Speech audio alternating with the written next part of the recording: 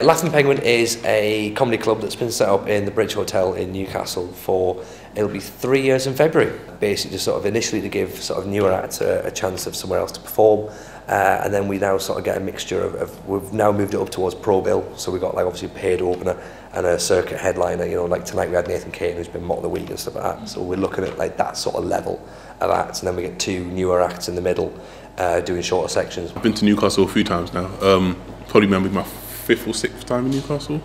There's more gigs I think in the last year or so, which is cool. But yeah, the audiences are lovely as anywhere else, man. Still cool. I mean, there are more like clubs. You've got like Comedy Store and Highlight and Comedy Cafe, which are like purpose-built comedy clubs.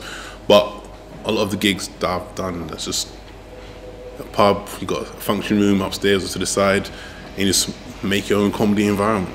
There's so many more nights now in the North East than there was 3 years ago when I first started. When I first started, there was an open mic night, weekly open mic night, and there was the Hyena, and that was it. So you basically were only going to be a brand new act or a pro comic.